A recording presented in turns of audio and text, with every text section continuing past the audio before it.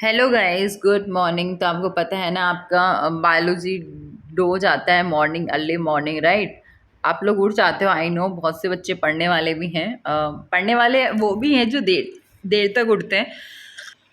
ऐसा बिल्कुल भी नहीं है कि जो देर तक सोते हैं वो पढ़ने वाले नहीं है मेरी नज़रों में, क्योंकि मुझे पता है कुछ लोग रात को पढ़ते हैं, कुछ लोग दिन में, और कुछ लोग अर्ली मॉर्निंग। तो सबका अपना अपना कंफर्ट जोन है, और आई थिंक कंफर्ट जोन के हिसाब से ही पढ़ना चाहिए।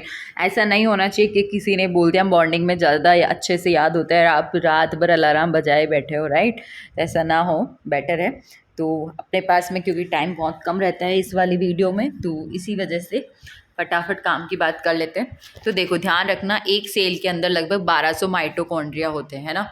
एक सेल के अंदर कोई आपसे पूछ ले कितने माइटोकॉन्ड्रिया देखने को मिलते हैं, तो ध्यान रखना 1200। इसके बाद हम अग्नाशय ग्रंथि की बात करते हैं। हाँ, तो अग्नाशय ग्रंथि के अंदर आपको रूप में ये चीज़ बता दूं कि इसके अंदर फ्लूइड पाया जाता है, जिसको एक्सोक्राइन पार्ट बोला जाता है। और एंडोक्राइन पार्ट क्या होता है अग्नाशय ग्रंथि में, तो ध्यान रखना वो होता है लेगरहैंस की दीप समूह। ठीक है, तो आपसे ये चीज़ पूछी जा सकती है कि अग्नाशय ग्रंथि में एक्सोक्राइन पार्ट कौन सा होगा निम्न में से, और ऑप्शन में मिल जाए फ्लूइड, लेगरहैंस के दीप समूह वगैरह। तो ध्यान रखना आप फ्लूइड की तरफ जाओगे, बट अगर आपसे एंडोक्राइन पार्ट पूछे तो आप लेगरहैंस के द्वीप समूह की तरफ जाओगे। और ध्यान रखना, जो एंडोक्राइन पार्ट होगा वही तो हार्मोन्स वगैरह का श्रावण करेगा ना। तो लेंगरहैंस के द्वीप समूह के अंदर 3 तरह की सेल आपको देखने को मिलती है, alpha cell, beta cell, gamma cell. ठीक है, आपको ये तीनों तरह की सेल देखने को मिलती है। इसके बाद में जो अल्फा सेल है वो ग्लूकागॉन हार्मोन का श्रावण करती है, बीटा सेल जो है वो इंसुलिन हार्मोन का श्रावण करती है, और गामा सेल जो है वो सोमेटोस्टेनिन हार्मोन का श्रावण करती है। ये तीनों काफ़ी इंपॉर्टेंट है। इंसुलिन हार्मोन तो बहुत इंपॉर्टेंट हो जाता है, क्योंकि ये तो डायबिटीज़ में मेन रोल प्ले करता है, राइट। तो ध्यान रखना, अल्फा सेल जो होती है वो ग्लूकागॉन हार्मोन का श्रावण करती है, बीटा सेल जो होती है वो इंसुलिन हार्मोन का श्रावण करती है, वहीं पर जो गामा सेल होती है वो सोमेटोस्टेनिन हार्मोन का श्रावण करती है।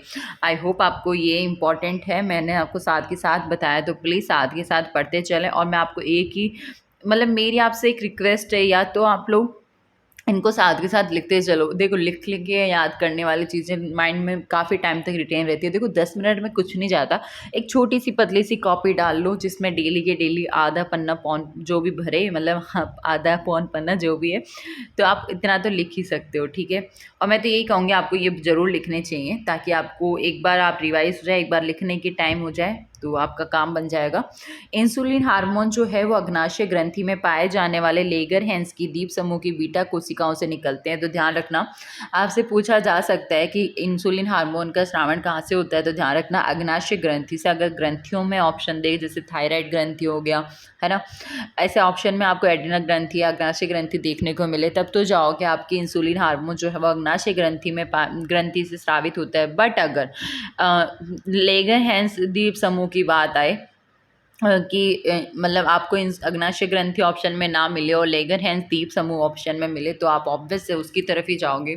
तो ये ऑप्शंस पे डिपेंड करता है कुछ कुछ सवालों के आंसर। तो आप तो सिर्फ इतना ध्यान रखना, इंसुलिन हार्मोन जो है वो अग्नाशय ग्रंथि में पाए जाने वाले लेगरहैंस दीप समूह की बीटा कोशिकाओं से निकलते हैं, क्योंकि हो सकता है ऐसे ऑप्शन दे दें इंसुलिन हार्मोन कौन सी कोशिकाओं से स्रावित होता है, ऑप्शन में अल्फा कोशिका, बीटा कोशिका और गामा कोशिका दे दे, तो बीटा कोशिकाओं से इंसुलिन हार्मोन का श्रावण होता है।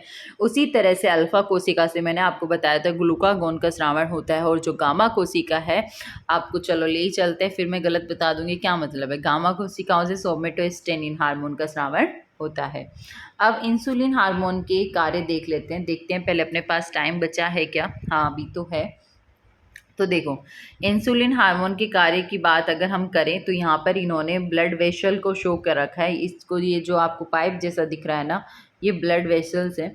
इसके बाद में आपने जो खाना खाया, ठीक है, खाने से ये ग्लूकोज, ठीक है, जो आपको भी पता है खाने में भी तो कार्बोहाइड्रेट्स होते ही है ना, प्रोटीन वसा वगैरह हर चीज़ होती है। तो यहाँ से जो आया उसको ये समझ लो गाड़ी के अंदर भर दिया गया, राइट।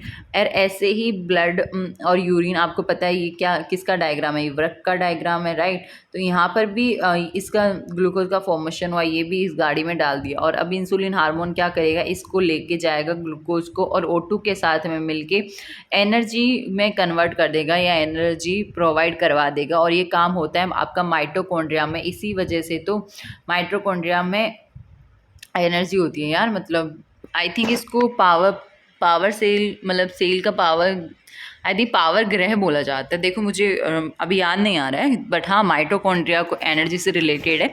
और आई थिंक इसको वो पूछे नाम से कोशिका का पावर ग्रह, तो आई थिंक यही है, क्योंकि यहाँ पे ऊर्जा ऑब्वियस से होगी ही होगी। तो अब एक चीज़ बता दिया मैंने आपको फटाफट कि इंसुलिन हार्मोन क्या करता है, आपके खाने के अंदर या ब्लड वेसल्स में जो भी ग्लूकोज होता है उसको अपने ट्रक में भरता है, आप ऐसे समझ लो। और जो रक्त के द्वारा भी आपका जो ग्लूकोज निकलता मतलब आपको भी पता है ना कि वह कितना आपके लिए काम करता है। अगर बॉडी में ये ख़राब हो जाए ना तो आप जीवित नहीं रह पाओगे।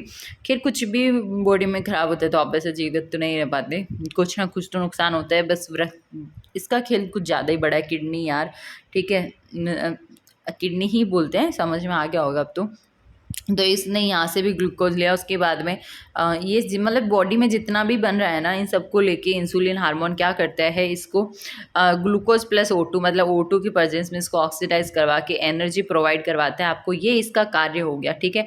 और ये सब कहाँ होता है तो ध्यान रखना माइटोकॉन्ड्रिया में होता है, और बॉडी की सेल के अंदर माइटोकॉन्ड्रिया होते हैं, वहाँ पे ये काम होता है। आई होप आपको ये, आई नो पेन चलाते चलाते सब कचरा हो गया, बट सब समझ तो आ गया होगा, राइट। तो एक सेकंड रुकना।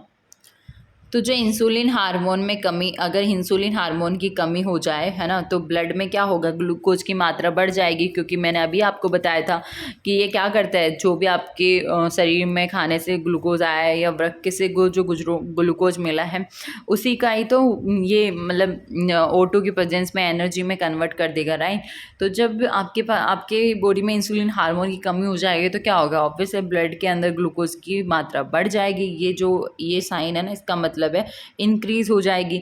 इससे क्या होगा, आपका जो खून है वो मीठा हो जाएगा। बहुत बार बोलते हो ना कि यार इसको तो मच्छर बहुत खाते हैं, इसका तो ब्लड मीठा होगा। वो सिर्फ एक टॉन्ट होता है, ठीक है, वो सिर्फ एक मजाक होता है, उसको सीरियस मत ले लेना। ब्लड मीठा तभी होता है जब ब्लड के अंदर ग्लूकोज की मात्रा बढ़ जाती है। और यूरिन में भी आपको पता है ग्लूकोज उपस्थित होता है ये, ठीक है। अब ऑब्वियस है ब्लड में ग्लूकोज की मात्रा भी बढ़ेगी और यूरिन के अंदर भी ग्लूकोज की मात्रा बढ़ जाएगी। तभी तो आपने देखा होगा अगर कोई डायबिटीज़ पेशेंट है तो उसके लिए है ना यूरिन का सैंपल लिया जाता है टेस्ट के लिए, जिससे पता चल सके कि क्या ग्लूकोज की मात्रा है, और मात्रा के अकॉर्डिंग डिसाइड किया जाता है कि इसको डायबिटीज़ है या नहीं है। तो देखो ब्लड मीठा हो गया तो मधुमेह, डायबिटीज़ मेलिटस, है ना। या फिर ब्लड मीठा हो गया, आपको मतलब सीधी सी बात ये है कि डायबिटीज़ में उस टाइम पे ये चीज़ पता करी जाती है कि आपकी बॉडी के अंदर जो ग्लूकोज की मात्रा है वो क्या है, राइट। तो मधुमेह रोग हो गया, मधुमेह डायबिटीज़ मेलिटस मधुमेह रोग का ही दूसरा नाम है, ठीक है। अब हो सकता है मधुमेह सबको याद रहे, बट डायबिटीज़ भी याद रहे, पर मेलिटस लगा दिया तो थोड़ा सा अजीब लगे, बट या डायबिटीज़ मेलिटस ही मधुमेह रोग है। अब देखो ये DM फर्स्ट और DM सेकंड मतलब दो तरह का बता रखा है कि 40 वर्ष से जो पहले होता है तो वो आनुवांशिक रोग के नाम पे, क्योंकि 40 वर्ष से पहले होता है मधुमेह रोग, इसका मतलब ये हो सकता है आपके पेरेंट्स में से किसी को डायबिटीज़ हो। बट अगर 40 वर्ष के बाद में होता है तो ऐसा है कि नॉन जेनेटिक है और वो लाइफ स्टाइल है, मतलब जो आपने ज़िंदगी भर खाया पिया है ना उसका सीधा असर पड़ा है आप पर, ठीक है। इसका मतलब ये हो गया, क्योंकि क्या है ना, आपने अगर मतलब आपके शरीर का, खैर अभी तो आप लोग स्लिम ट्रिम होंगे, राइट, क्योंकि अभी तो आप लोग या फिर गोलू मोलू होंगे, क्योंकि इस टाइम पे सब या तो गोलू मोलू बोलेंगे, क्योंकि गोलू मोलू बच्चे थोड़े क्यूट से लगते हैं। आपने आपकी मैम को भी देखा होगा, खाते पीते घर की बच्ची है ठीक है। तो दूसरी बात ये कि तो लाइफ स्टाइल का बहुत फ़र्क पड़ता है, क्योंकि मोटापा, अल्कोहल और स्मोकिंग, अगर किसी ने अपने एज में, मान लो अपने जैसे एज में थे जब वो लोग, तो उन्होंने बहुत सारा अल्कोहल पिया हो, आप में से तो कोई नहीं पीता होगा आई होप, तो अल्कोहल हो गया, स्मोकिंग हो गया, है ना, या फिर कुछ भी ऐसे चटर पटर खाएं कि डेली भाई साहब, मतलब आपने जंक फूड खाएं तो उसकी वजह से मोटापा बढ़ चुका है ना। तो मोटापा बढ़ने की वजह से, अल्कोहल की वजह से, स्मोकिंग की वजह से, मतलब आपकी लाइफ स्टाइल इतनी ख़राब थी कि ध्यान रखना आप लोगों को पहले सचेत कर रही हूँ मैं ठीक है, तो आपकी मतलब लाइफ़स्टाइल इतनी ख़राब थी आपकी नहीं, मतलब जिन भी लोगों की लाइफ़स्टाइल इतनी ख़राब थी, उनको मधुमेह रोग हो जाता है। मतलब वो मधुमेह के पेशेंट हो जाएँगे, ठीक है? तो मधुमेह रोग में आपको मैंने 2 टाइप बताया, जैसे कि अगर 40 वर्ष से पहले किसी को रोग होता है मधुमेह, तो ऑब्वियस है हो सकता है उसके पेरेंट्स को हो, या फिर घर में किसी को भी हो। और दूसरी चीज़ ये डायबिटीज़ मेलिटस, है ना? बेसिकली बात ये है कि आनुवंशिक से मतलब ही यही होता है कि पेरेंट्स से रोग आप तक आए।